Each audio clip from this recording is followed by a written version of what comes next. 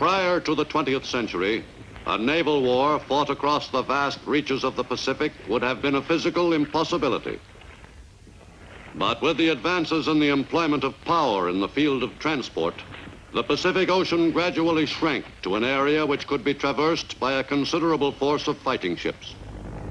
As the 20th century progressed, the U.S. Navy was well aware that the Pacific was becoming a most strategically important body of water.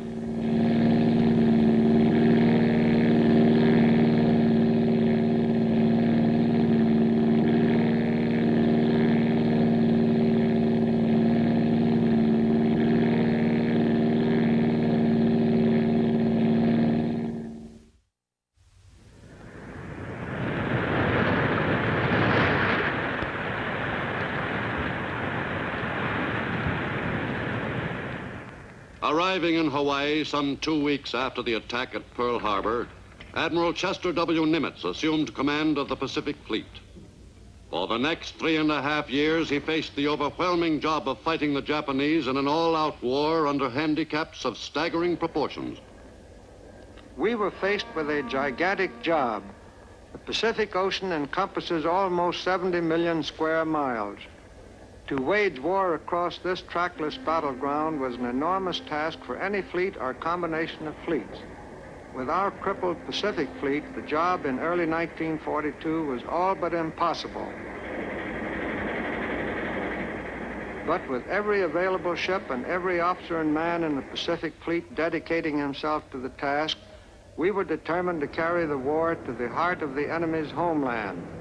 The enemy had scored a devastating blow at Pearl Harbor, but it was a blow from which we would recover, from which we must recover. The U.S. Navy in the Pacific turned to and set about countering that blow.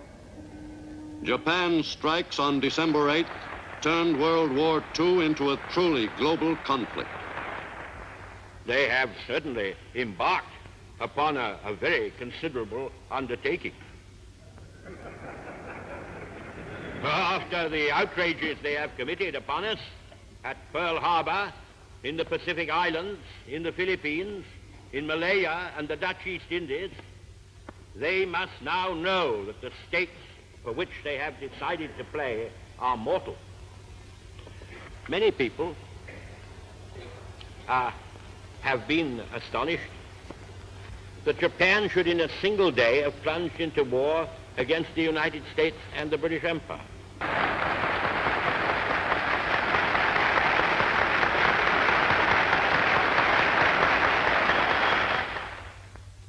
The first move in the Navy's plan of attack called for the establishment of bases in the far reaches of the Pacific.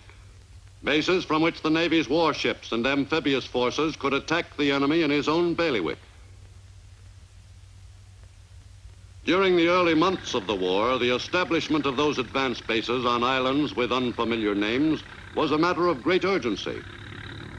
Inasmuch as the islands were not many miles from enemy territory, planes were the most important items of equipment. The bases hurriedly rushed into operation in the South Pacific in those early months of the war were in great measure responsible for staving off the enemy in his drive toward Australia and New Zealand. Without those bases, the U.S. would have been at such a disadvantage that it is quite doubtful that the enemy could have been checked in the far Pacific. But though planes did arrive at the new Pacific bases, they were few in number. Because of shortage of shipping in the Pacific, and because of the buildup of an offensive in the European theater, the air bases in the Pacific were scantily stocked with planes.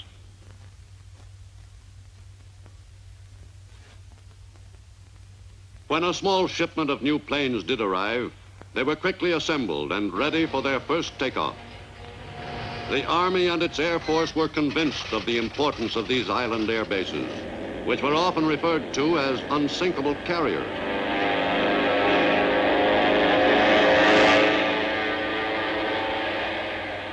Army and Marine engineers and Navy Seabees worked under constant pressure on the construction necessary to put the new U.S. South Pacific bases in operating condition. Everyone was well aware that he was involved in a race against time, for the enemy was in a good position to move a little farther south and overwhelm the U.S. island bases. the engineer units accomplished almost impossible feats of construction. Occasionally, in their haste, they suffered a setback in their progress.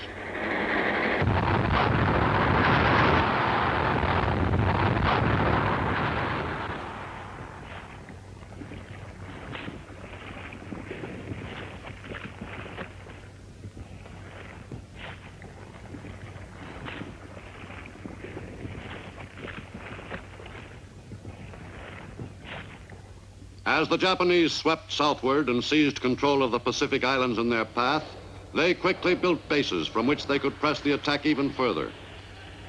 Japanese military strength on its newly captured islands in the early months of the war was considerable. And the first concern of the Japanese militarists in taking over a new island was the preparation of the facilities necessary for the operation of an air base.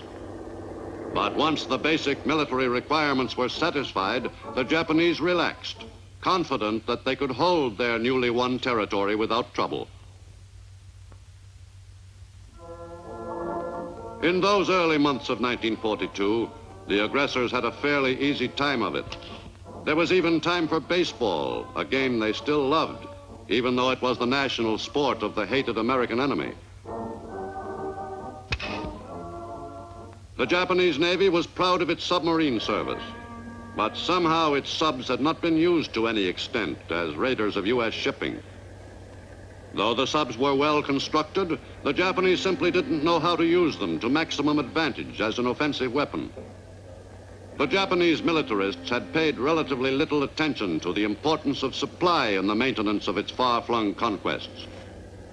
As they gradually awoke to their shortcomings on the planning level, the Japanese Army Command subsequently brought pressure to bear on the Navy to provide combat submarines for transportation of Army supplies.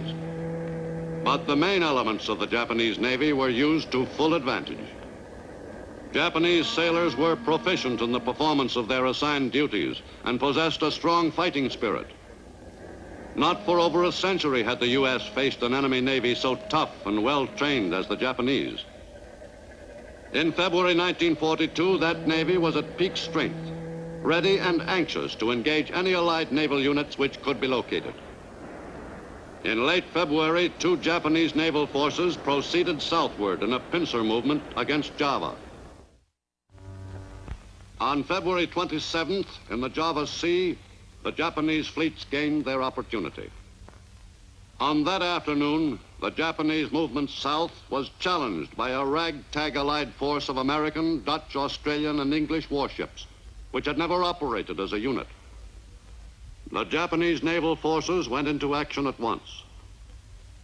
The Allied fleet, operating with little coordination, was foredoomed to defeat. While losing no ships of their own, the Japanese virtually annihilated the Allied force, sinking 2 cruisers and 3 destroyers in the 8-hour-long action, and knocking out 7 more Allied warships attempting to escape. From that point on, the Japanese held complete control of those waters.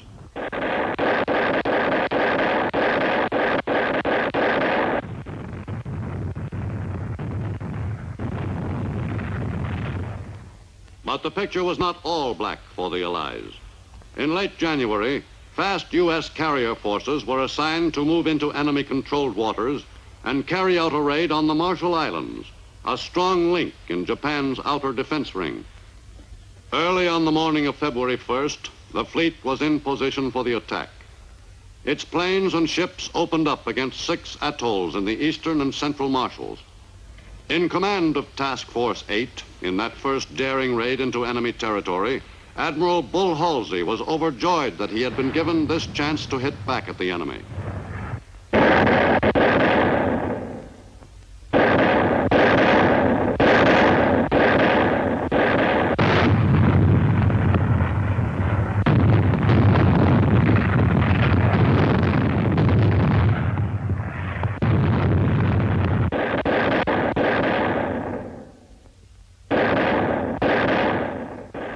Striking force damaged a number of enemy installations on several islands. But perhaps even more important was the lift the raid gave to American morale on the fighting fronts and in the U.S. A few weeks later, Wake was hit, in the first attack on that island, which the Japanese had had such difficulty in seizing some 2 months earlier.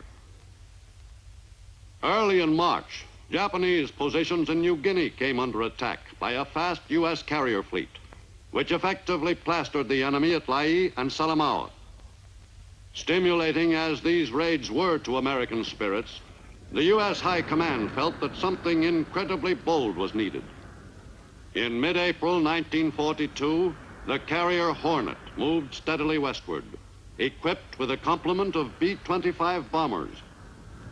Army Air Force Lieutenant Colonel Jimmy Doolittle and the Hornet's Captain Mark Mitcher were collaborating on a top-secret assignment, a raid on Tokyo itself.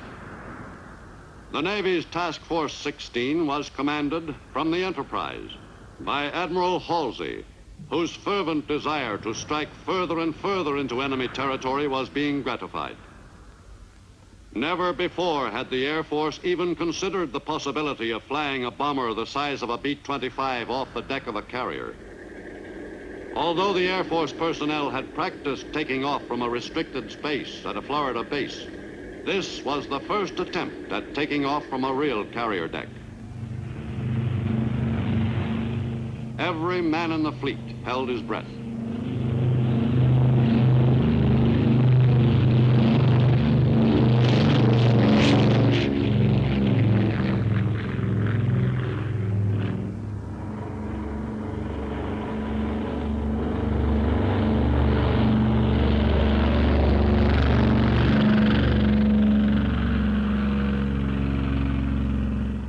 The 16 planes took off at intervals of several minutes, early on the morning of April 18th, 1942.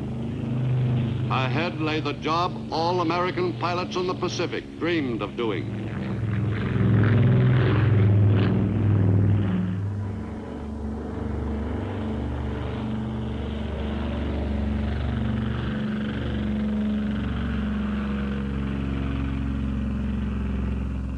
Admiral Halsey called the flight one of the most courageous deeds in all military history. The raid on the heart of the enemy's homeland had an electrifying effect on the American people. The strike group's commander, Colonel Doolittle, was justifiably proud of his team's performance. The highly successful air raid on Tokyo was the result of weeks of careful preparation. Each pilot, co-pilot, bombardier, navigator, gunner, and the ground crews were volunteers and were carefully trained for the specific mission. The men and the officers did a heroic job. But the Japanese were still confidently undertaking to extend their area of control in the Pacific. In an attempt to capture Port Moresby on the southeastern coast of New Guinea, a Japanese naval force headed south from Truk. The fleet passed through the Solomons area and moved toward Port Moresby.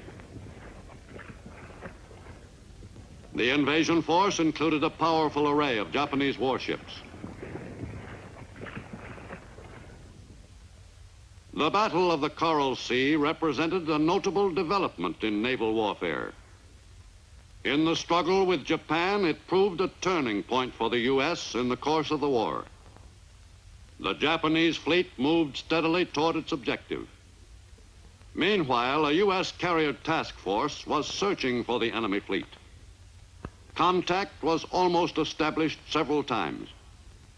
The American planes were prepared for launching soon after dawn on May 4th. Some were to attack a group of Japanese ships at Tulagi, but the plan called for most of the U.S. fighters to remain aloft over their own ships for their defense. This arrangement meant that the attack squadrons would be operating without fighter cover.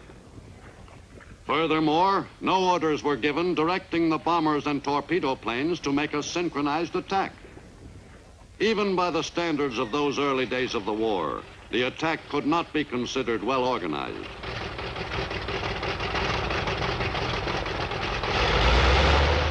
But the command to hit the enemy's naval units was carried out on schedule.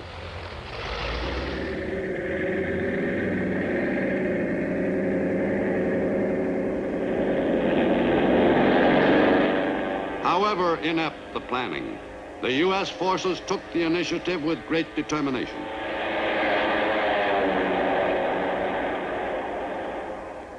The burden of the search for the main body of the Japanese fleet fell principally on the carrier planes operating from the Yorktown and Lexington, since land-based Allied planes were only moderately helpful in spotting the enemy fleet as it proceeded toward New Guinea.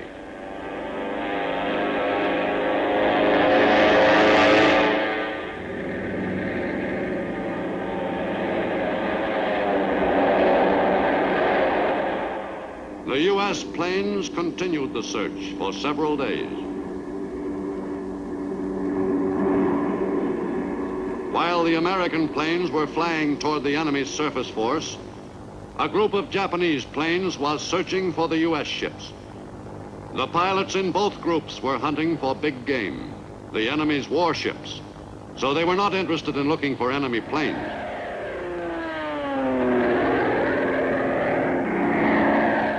When the Japanese pilots spotted their targets, U.S. gunners were waiting for them.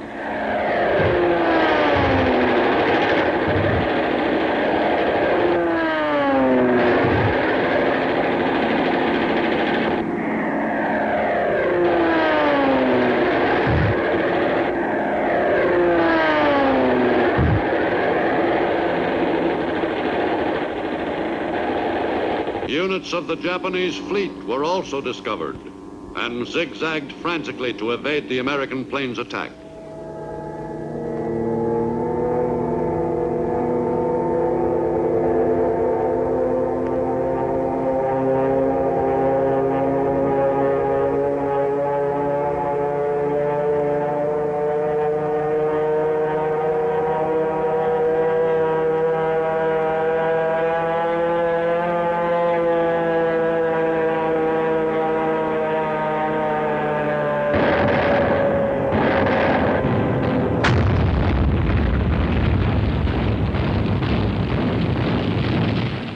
The U.S. planes sank a Japanese light carrier early in the engagement.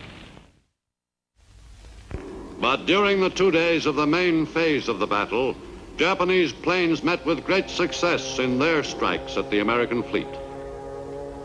Their principal targets were, of course, the carriers. At 11:18 a.m. on May 8th, Japanese planes attacked the Lexington.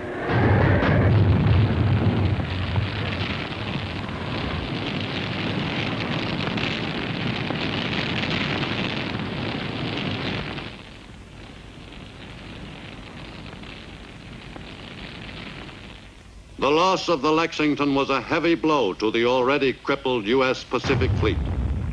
In the key naval battle of the Coral Sea, losses were almost evenly divided as far as ships were concerned. But the Japanese invasion force had been successfully put to rout. All the ships sunk in this first battle in a new kind of naval engagement were hit by planes. The surface ships never exchanged a salvo. The planes shot down constituted a considerable percentage of the carrier attack groups. The Japanese failed to realize that their plans for future attacks against U.S. forces in the Pacific were no longer a Japanese secret. Shortly before the Battle of Coral Sea, the U.S. Navy had succeeded in breaking the Japanese code. This fortunate turn of events came at a point when the U.S. Pacific Fleet was in feeble condition to fight a war across the stretches of that vast ocean. As in the case of the Coral Sea, the U.S. Navy had advance information on the next Japanese strike. A planned attack on Midway Island, westernmost outpost of the Hawaiian archipelago. America's spent Pacific Fleet raced up from the south to meet the Japanese naval attack force. The U.S. fleet, reinforced by ships from the States, engaged the Japanese force, which had been counting on sneaking in unopposed off Midway Island. In addition to its carriers, the U.S. had the advantage of having Midway itself as an added launching platform. The Army Air Force had sent 18 B-17s from Oahu to Midway just a few days before the enemy force was expected offshore. The Air Corps units reinforced the island's defense complement, which consisted of a Marine garrison and a Marine air group. The fighting men on the island readied themselves for a spirited battle as the expected enemy attack drew near. On May 30th, 1942, Midway-based planes began flying search missions. For several days, they continued the hunt.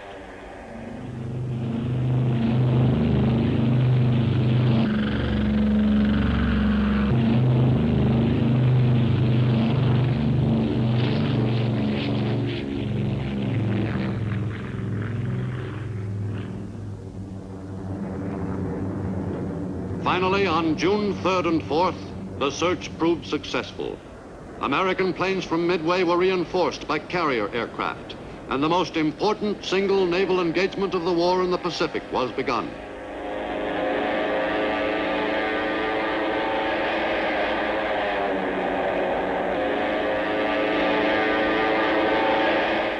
Most of it was fought in the air.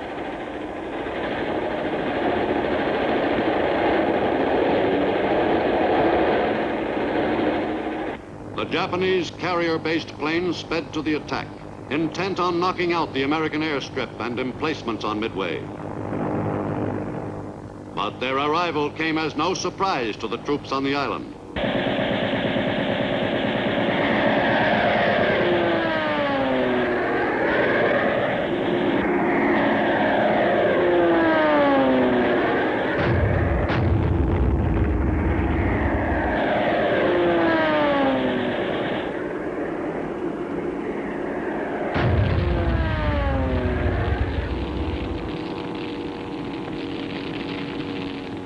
The island and its garrison took a heavy pounding, but successfully withstood the intensive raid.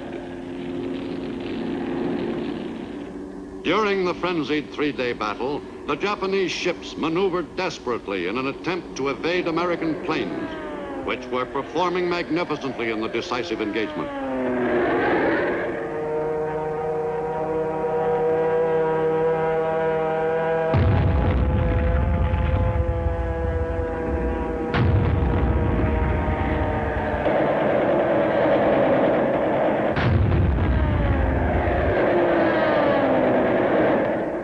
American carrier-based aircraft, assisted by land-based planes, turned the tide of war in the Pacific off the island of Midway.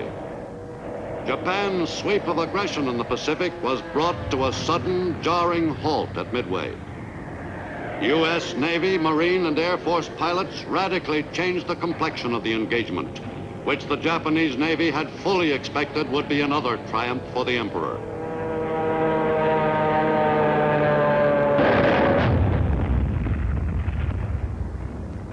U.S. torpedo planes off the carriers made heroic, low-level attacks on the enemy's ships.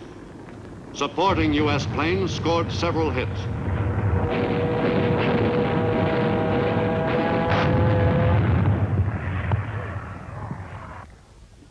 All the Japanese heavy carriers which participated in the Battle of Midway were put out of action during the engagement.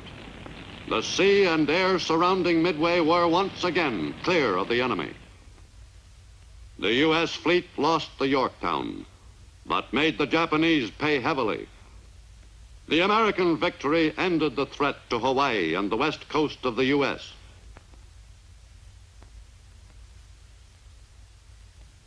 The Battle of Midway was the first decisive defeat the Japanese Navy had suffered in 350 years. At Midway, the new important role of air power in naval warfare was accentuated.